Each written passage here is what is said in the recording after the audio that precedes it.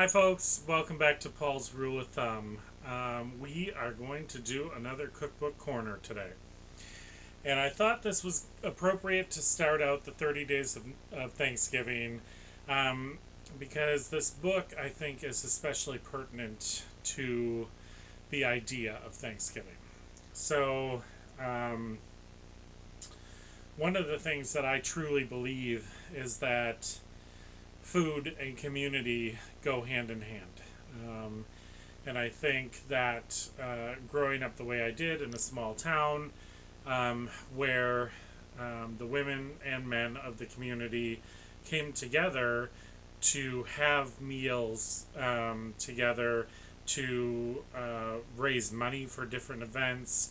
I can remember the Shriners doing, um, you know,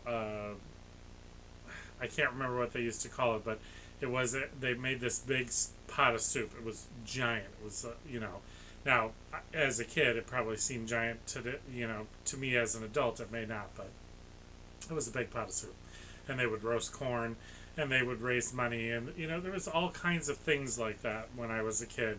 And so for me, growing up, I always associated food and community together. And I think to some extent we've lost some of that as we um, have started to become a more transient society, and people are moving around, and um, you know that sense of community sometimes tends to be a little thinner than what it used to be. So I am going to talk about this cookbook today in hopes that it encourages you to be adventurous, go out, get more involved in your community, find a way that you can get involved, get to know your neighbors.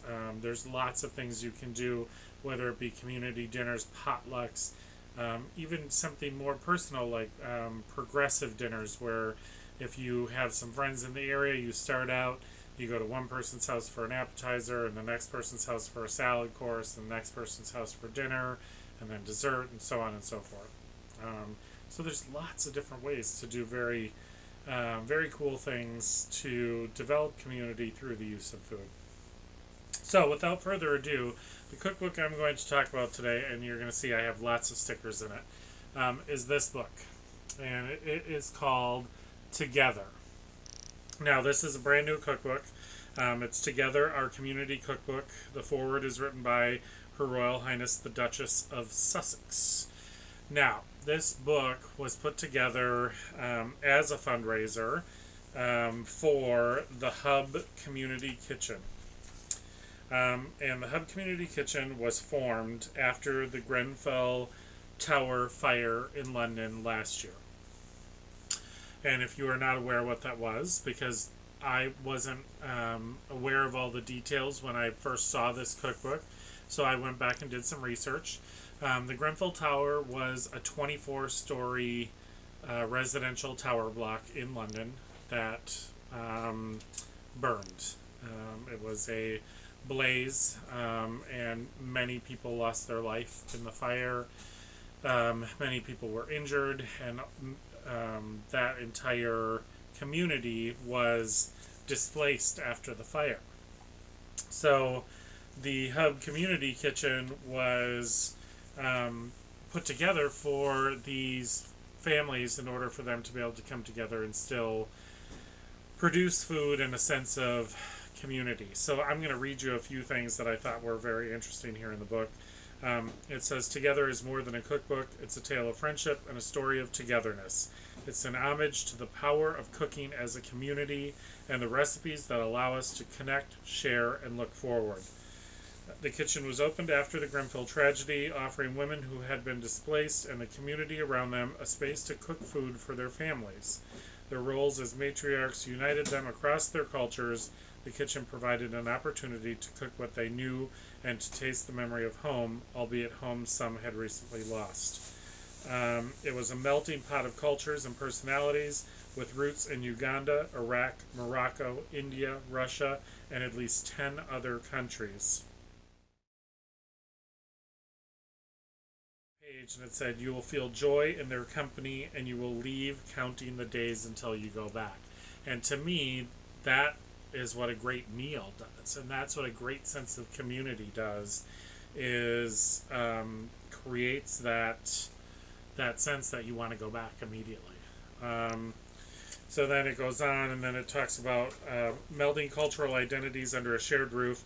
It creates a space to feel a sense of normalcy. In its simplest form, the universal need to connect, nurture, and commune through food, through crisis or joy, something that we can all relate to. And I think that's very true because in many cultures, I know in the Jewish culture, it's food is a big factor for not only celebrations but also for sorrow and death, and bringing people together in a time of need of that type. So food can be there for joyous occasions or sad occasions, and it does a lot to bring people together. Then it says, from a Thanksgiving supper to a Shabbat dinner or a Sunday roast, the meals that bring us together are the meals that allow us to grow, to listen, to engage, and to be present. So, I mean, I just thought those words were very meaningful um, when it comes to thinking about Thanksgiving, because to me, Thanksgiving is about us coming together in a meaningful way, and celebrating friendships, celebrating family, and being thankful for what we have, but also remembering what we've lost and how we've moved forward from that. So, that is my long winded introduction to this cookbook. Now, the cookbook itself, and I am going to insert some pictures in here. I have done my research. Many people have asked about, me showing more pictures of the cookbooks. I've done some research regarding copyright laws and restrictions, and it seems like it's a fairly loose set of rules surrounding it, as long as I'm not trying to plagiarize their work. What I've decided is I will include some more pictures of the text of the book itself, but I don't feel comfortable including pictures of the recipes because I feel that takes away from the authors of the book. And I feel like if you're truly interested in the book, then it is your obligation to the author for their time and their effort to actually purchase the book, or go to the library and check out the book if you're not sure. So I've decided that I will share pictures, but not of the recipes themselves. So what I will do is talk about some of the stuff that's in here. Now, I'm not going to lie, this is not necessarily an easy cookbook. This is going to take some thought. Some of the ingredients are going to take some research, especially depending on where you live. I have looked at it, and I think most everything in here, if not everything, is available online. Most of it through Amazon, because, I mean, let's be realistic. What can you not get through Amazon? So there is some odd ingredients, but there's also a lot of stuff in here that you can make and that you probably have stuff for in your pantry. So the book starts out with a breakfast section. The very first recipe in the book is what's called shakshuka. If you've never had this before, I highly recommend trying this. It is really delicious. And essentially what it is eggs cooked in tomato sauce.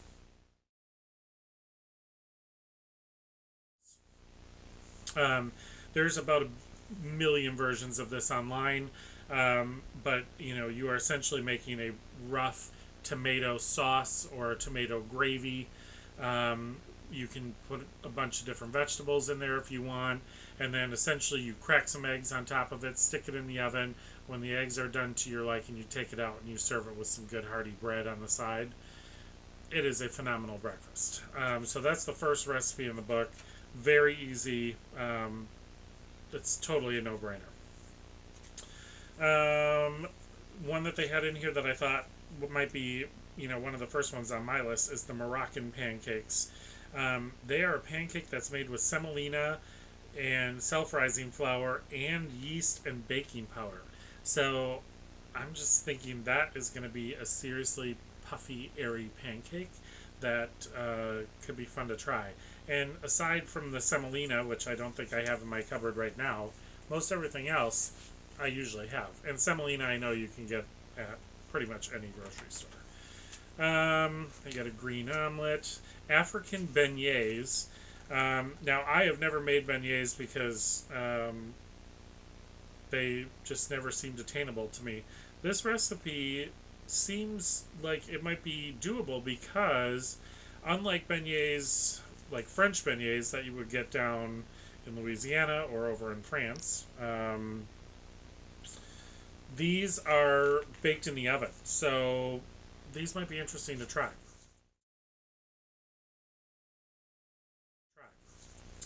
All right, so then it goes on to snacks, sharing plates, and dips. It has a recipe for kofta, which is a ground beef and lamb mixture. And basically, what they look like is long meatballs, and you put them on skewers and grill them, and they are delicious. And so for a recipe like this, it has a few different things that you may not typically use, and some that you can leave out or add in. I think probably the most random ingredient in here that a lot of cooks may not have on their shelf is sumac. It is available. I know you can get it from Penzeys Spices and numerous other places. So, make stuffed peppers, and all they really did here was stuffed it with feta cheese, garlic cloves, parsley. Just a real simply stuffed pepper. So, some of these are not very difficult. Some are, going to take a little bit more forethought, a little bit more planning. But if you're adventurous and if you're trying to expand your cooking repertoire, I think you would really enjoy this book because this is a really kind of a cultural melting pot. It's going to teach you a lot of different recipes from a lot of different cultures, and a lot of these are really kind of primary recipes for these cultures. So they're a great place to start, and it's a great place to whet your palate and decide, okay, do I like that flavor profile from that cooking? Because then if you do, then it might inspire you to look more in that direction and find more recipes in that family. Let's see. Green chili and avocado dip, green chili and tomato dip. It teaches you how to make tzatziki, which is a Greek yogurt sauce with cucumber. If you've ever had a gyro, that's the sauce that's on it. It's fantastic. They teach you a spicy peanut dip. Hummus. Hummus is a standard. If you don't know how to make it, it's a great thing to learn how to make. Baba ganoush, which is a roasted eggplant dip. My husband loves baba ganoush, so I've never made it, but now I would know how to make it. So that was pretty cool. Beef and eggplant casserole. There's a couple lamb dishes in here. They teach you how to make dolmas. It's an Iraqi dolma, which is basically a stuffed grape leaf.